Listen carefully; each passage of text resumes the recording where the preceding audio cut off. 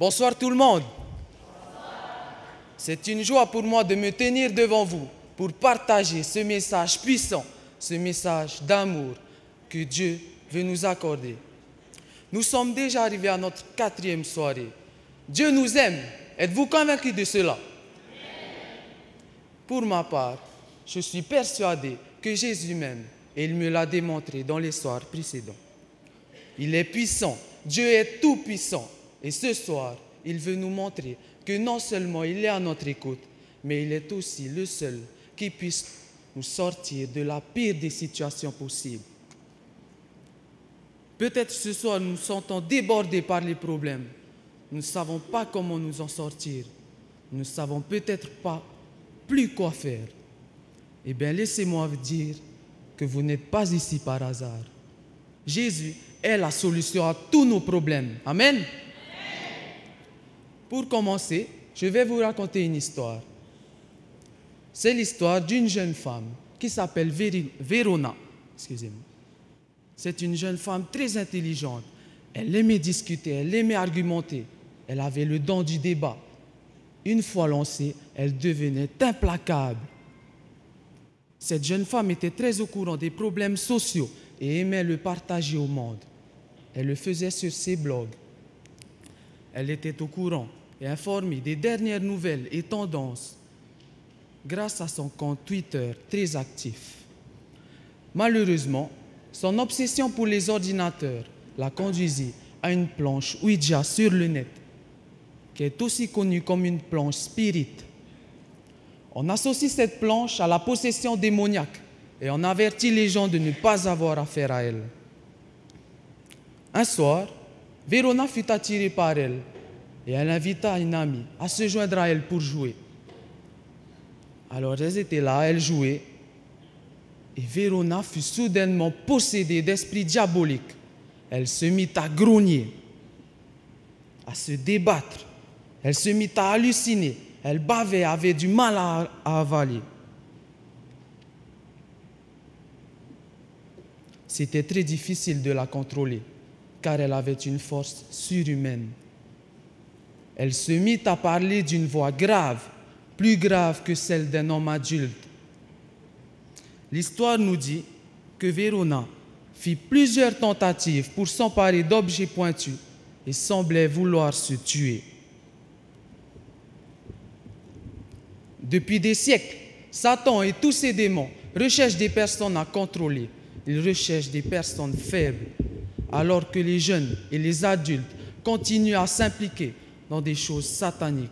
Satan œuvre et le but premier du diable est de les faire perdre le sens des valeurs, de les détourner d'eux-mêmes, de leurs croyances, de leur famille, mais surtout de Dieu. Surtout de Dieu. Luc au chapitre 8, au verset 26 à 29, est un texte révélateur qui concerne notre sujet, combattre pour l'esprit. Nous lisons. Ils abordèrent dans le territoire des Géraséniens. Vous pouvez lire avec moi. Qui est de l'autre côté du lac, en face de la Galilée. Au moment où Jésus descendait à terre, un homme de la ville vint à sa rencontre. Depuis longtemps, il ne portait pas de vêtements et n'habitait pas dans une maison, mais vivait parmi les tombeaux. Quand il vit Jésus, il poussa un cri, se jeta à ses pieds et dit avec force, « Que me veux-tu, Jésus, fils du Dieu très haut? Je t'en prie, ne me tourmente pas. » Jésus ordonnait en effet à l'esprit mauvais de sortir de lui. Cet esprit s'était emparé de lui bien des fois. On attachait alors les mains et les pieds de l'homme avec des chaînes pour le garder, mais il rompait ses liens et l'esprit l'entraînait vers les lieux déserts.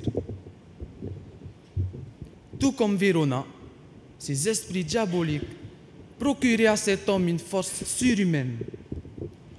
Pendant des siècles, beaucoup étaient convaincus que la maladie mentale était la possession démoniaque.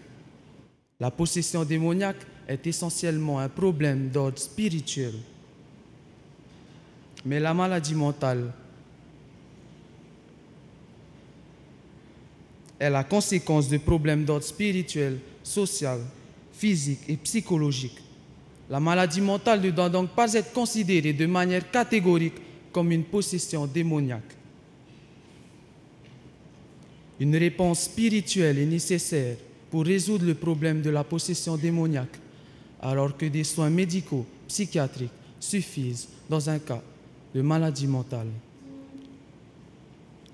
Mais nous sommes désormais sûrs d'une chose, que ce soit une maladie mentale, une possession démoniaque, une maladie physique, psychologique ou spirituelle, Jésus a la maîtrise sur tout.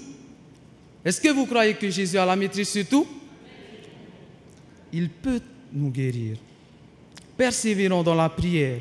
Il est le seul qui puisse nous aider, dépendant totalement de lui. N'est-ce pas encourageant de savoir qu'il y a quelqu'un qui peut nous sortir de tout cela?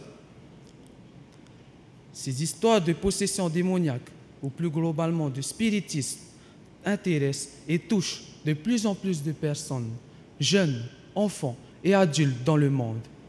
Je cite un exemple. À Tahiti, il n'y a pas si longtemps de cela, nos enfants entrent en communication avec des esprits sataniques par l'intermédiaire du jeu Charlie Charlie. Revenons maintenant à notre histoire. Selon le texte, parmi la foule était présent un homme totalement possédé par des démons. On pourrait comparer son apparition à celle de l'incroyable Hulk. Même si ces symptômes semblaient être ceux d'un fou, divers évangélistes déclarèrent que c'était un cas de possession démoniaque. Poussé par sa terrible condition, l'homme abandonna sa maison, s'écarta des gens, de ses amis, et il alla vivre dans des cimetières. Comment est-ce possible de vouloir quitter sa maison pour vivre parmi les morts? Il était nu et il se déplaçait dans la communauté avec une rage et une furie qui engendraient la peur chez les personnes. Il était si fort quand il piquait sa crise que même s'il l'enchaînait, il arrivait à se libérer. En lisant toutes ces choses, nous nous rendons compte à quel point l'influence satanique sur l'esprit peut pousser les gens à faire des choses inimaginables. Certains quittent leur maison, leurs amis, s'éloignent de leur famille et membres de leur église pour vivre dans la solitude et l'isolement. Certains prennent plaisir dans des conduites non chrétiennes. Ils deviennent accros aux drogues, à l'alcool et au tabac. Certains sont pris par la pornographie, la fornication et par des comportements efféminés. Même les personnes les plus intelligentes ne sont pas à l'abri des tentations du diable. Vous imaginez-vous vous balader dans la rue, nu, ou au supermarché? Si Satan contrôle notre vie, il est capable de nous faire des choses inimaginables sans même que nous en soyons conscients. L'apôtre Paul nous conseille de ne pas prendre à la légère les capacités du diable et de s'armer contre les attaques spirituelles et contre la possession démoniaque. Il est écrit dans Éphésiens au chapitre 6, au verset 10 à 18.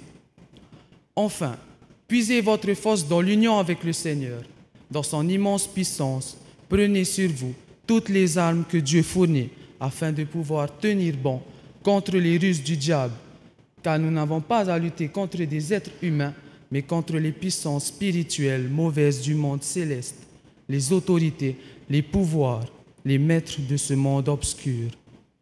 C'est pourquoi, saisissez maintenant toutes les armes de Dieu, ainsi conviendra le jour mauvais. Vous pourrez résister à l'adversaire et après avoir combattu jusqu'à la fin, vous tiendrez encore fermement votre position. Tenez-vous donc prêts, ayez la vérité comme ceinture autour de la taille, portez la droiture comme cuirasse. Mettez comme chaussure le zèle à annoncer la bonne nouvelle de la paix. Prenez toujours la foi comme bouclier, il vous permettra d'éteindre les flèches enflammées du méchant. Acceptez le salut comme casque et la parole de Dieu comme épée donnée par l'Esprit Saint. Tout cela, demandez-le à Dieu dans la prière. Oui, priez en toute occasion avec l'assistance de l'Esprit. À cet effet, soyez vigilants et continuellement fidèles, priez pour l'ensemble du peuple de Dieu. Comment pouvons-nous espérer résister aux attaques du démon sans armes, sans protection?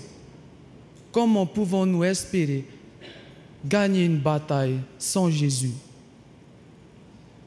Tous ceux qui désirent résister à la tentation doivent surveiller avec le plus grand soin la nourriture de leur âme. Ils doivent éviter de lire, d'entendre et de voir tout ce qui est de nature à suggérer des pensées impures. Il ne faut pas permettre à l'esprit de se perdre et de se laisser prendre par les choses mauvaises que nous voyons. Croyez-vous qu'en regardant des films d'action, des films violents, nous puissions témoigner de l'amour de Dieu à notre prochain? Il suffirait qu'il nous parle mal ou qu'il nous dise quelque chose de travers. Pape ad fusible. Mais de même que celui qui nous a appelés est saint, nous aussi soyons saints dans toute notre conduite. Tout ce qui est vrai, tout ce qui est honorable, tout ce qui est juste, tout ce qui est pur, tout ce qui est aimable, tout ce qui a bonne réputation, tout ce qui est vertueux et digne de louange, que tout cela occupe vos pensées, nous dit l'apôtre Paul. Pour cela, il faut des prières ferventes et une vigilance inlassable, avec le secours permanent du Saint-Esprit. Nous devons laisser le Saint-Esprit nous tirer vers les choses d'en haut et le laisser habituer notre esprit à rester sur des choses pures et saintes. Luc au chapitre 8 et au verset 30 continue en disant: Jésus l'interrogea, « Quel est ton nom ?» Et il répondit, « Légion. » En effet, de mauvais esprits, de nombreux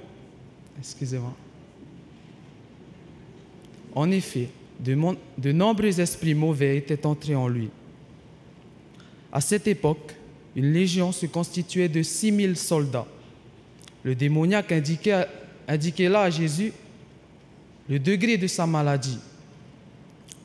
Vous imaginez-vous 6000 esprits, non pas d'hommes, mais de démons, dans un si petit corps. C'était un schizophrène. Il avait perdu son identité. Il avait plusieurs personnalités en lui. C'est ce qui l'avait rendu malade et l'amena à vivre parmi les morts. Quand tu viens à Jésus, il commence une conversation avec toi qui peut donner une nouvelle direction à ta vie. Quand tu fais de Jésus ton ami, les possibilités de purification, de guérison, de restauration, de réalisation, de progrès et de succès sont infinies. Dans cette rencontre, le démoniaque a dû sentir que cela produirait un changement radical dans sa vie. Cet homme courut à Jésus, commença une conversation avec lui et il fut guéri. Et toi, quelle est ton identité? Qui es-tu? Que dirais-tu à Jésus sur qui tu es? Parfois, même les plus stables parmi nous ont des difficultés avec la question de l'identité. L'apôtre Paul lui-même nous parle d'une personnalité divisée. Dans Romains au chapitre 7, au verset 19 à 24, il est écrit: « Car je ne fais pas le bien que je veux, et je fais le... Car je ne fais pas le bien que je veux, et je fais le mal que je ne veux pas. Et si je fais ce que je ne veux pas, ce n'est plus moi qui le fais, c'est le péché qui habite en moi. Je trouve donc en moi cette loi: quand je veux faire le bien, le mal est attaché à moi, car je prends plaisir à la loi de Dieu, selon l'homme intérieur. Mais je vois dans mes membres une autre loi, qui lutte contre la loi de mon entendement et qui me rend captif de la loi du péché qui est dans mes membres. Misérable que je suis, qui me délivrera du corps de cette mort? »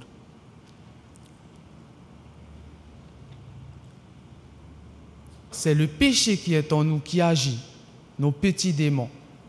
Combien de fois n'avons-nous pas fait le bien que nous voulions faire, mais le mal que nous ne voulions pas faire? Combien de fois? Combien de fois avons-nous ressenti cet appel d'étudier sa parole, mais nous sommes allés vers Facebook, Skype ou autre?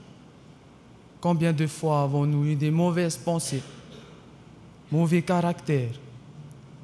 Il semble que nous sommes tous potentiellement schizophrènes.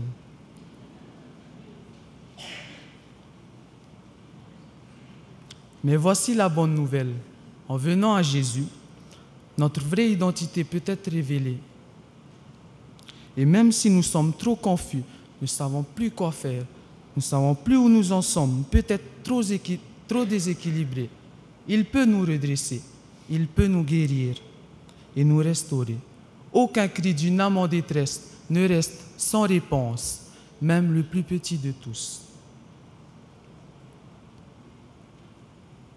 Quand tu t'allies à la puissance de Dieu, il ne te laisse pas sous la puissance du mal, il ne t'abandonne pas.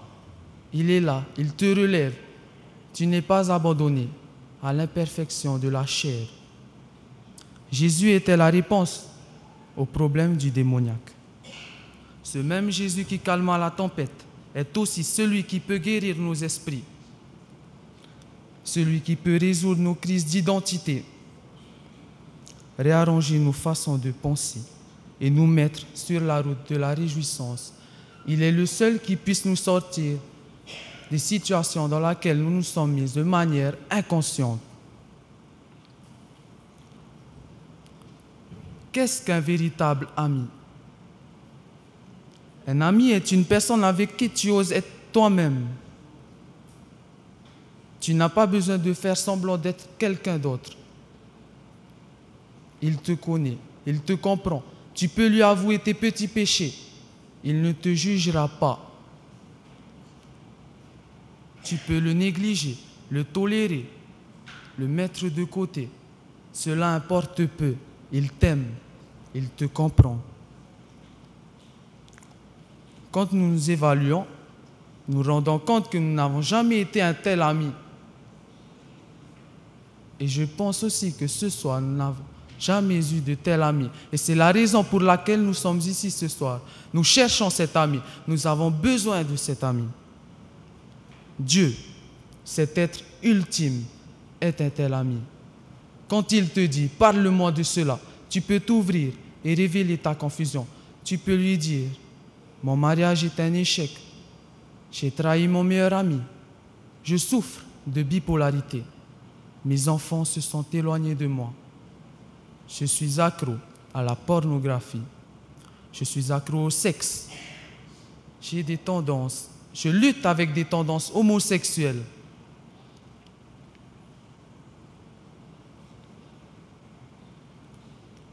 Je suis tellement attiré vers les choses de ce monde, la télévision, les loisirs, que je n'ai pas le temps d'étudier ta parole. Je n'ai pas le temps de prier. Je suis un menteur invétéré. Je suis accro aux drogues. En nous ouvrant à lui,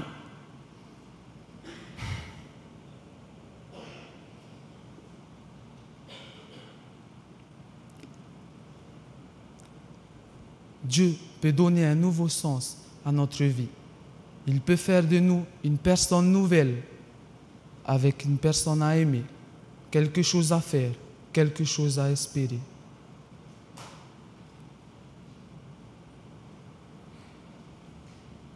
Revenons à l'histoire du démoniaque. La Bible nous dit que ce miracle se répandit comme une traînée de poudre et toute la ville vint à la rencontre du démoniaque pour voir ce qui lui était arrivé. Et que virent-ils? Premièrement,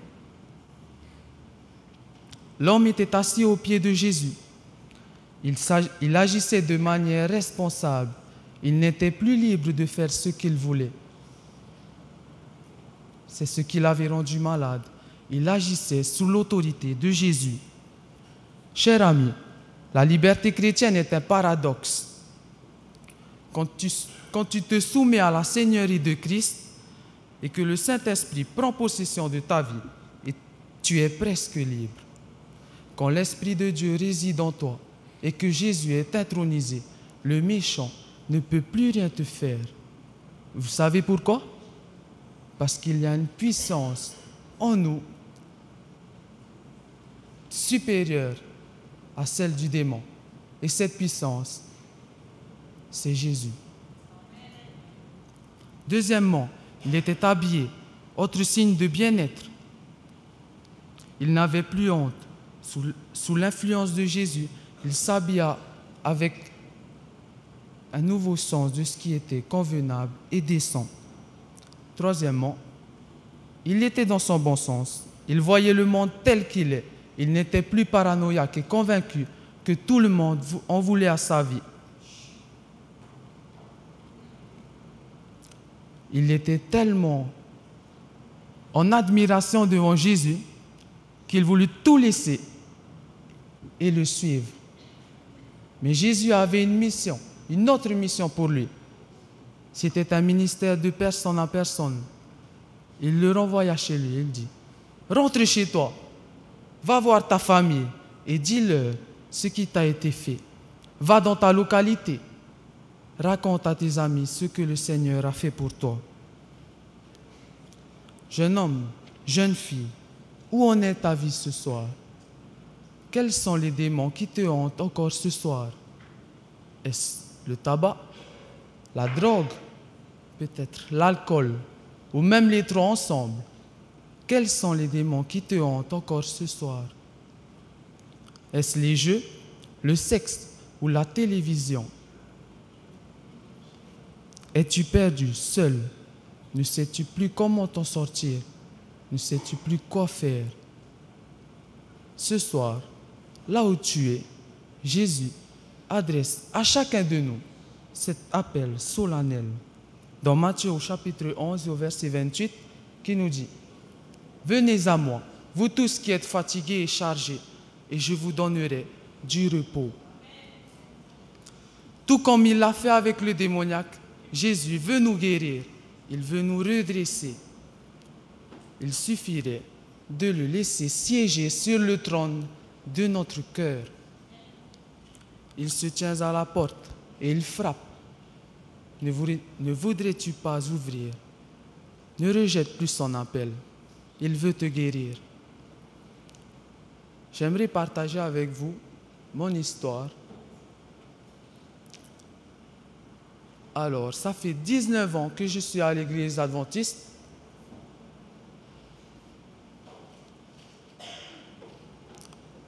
J'allais à l'église parce que mes parents me forçaient. Je ne savais pas vraiment pourquoi j'allais à l'église. Peut-être pour voir les copains, pour raconter ce qui s'était passé pendant la semaine. J'ai toujours tourné le dos à Dieu. Pendant un rassemblement de jeunes qui s'est passé au Pic Vert, j'ai vraiment ressenti l'amour de Dieu qui m'a appelé,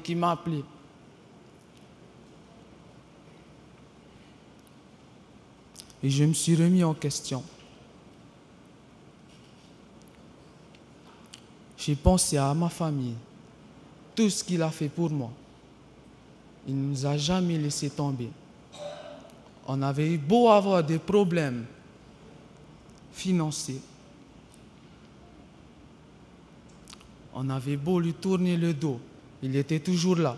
On n'a jamais manqué de rien. Et ce jour-là, j'ai ressenti son appel. Malgré toutes les fois où je lui ai tourné le dos, il continue à m'appeler. Reviens vers moi, je veux te guérir. Ce jour-là, j'ai décidé de suivre Jésus. Ce n'était pas facile. J'ai entendu ce message de guérison. Très difficile de lâcher Facebook. La pornographie, je ne vais pas vous mentir. Toutes ces choses sont des murs qui nous séparent de notre Dieu.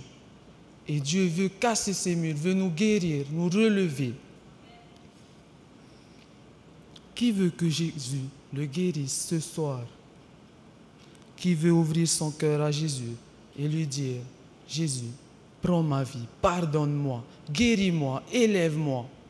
S'il y a au moins une personne ce soir qui veut dire à Jésus, lave-moi, purifie-moi, prends ma main et tire-moi vers le haut, guéris-moi.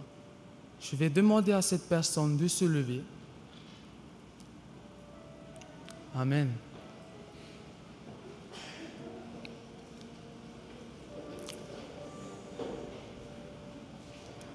Ne regardez pas votre voisin.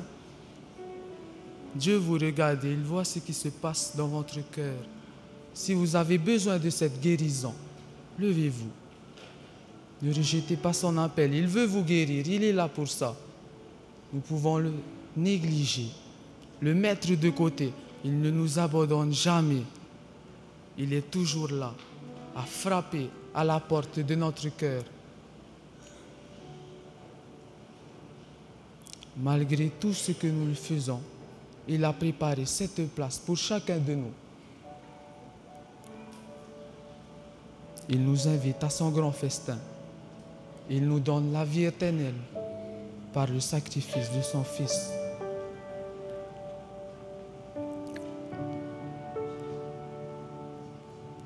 Je vais prier pour vous.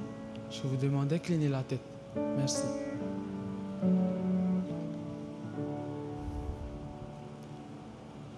Seigneur, tu vois toutes ces personnes debout qui ont besoin de ta guérison. Seigneur, ce n'est pas facile. Ils vont devoir lutter tous les jours. Mais par ta puissance, par ton Esprit Saint, relève-les à chaque fois qu'ils tomberont.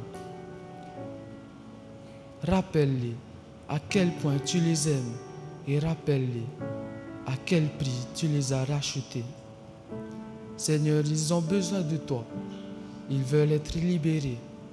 Ils veulent arrêter de fumer peut-être, de boire ou de regarder des choses impures qui nous séparent de toi.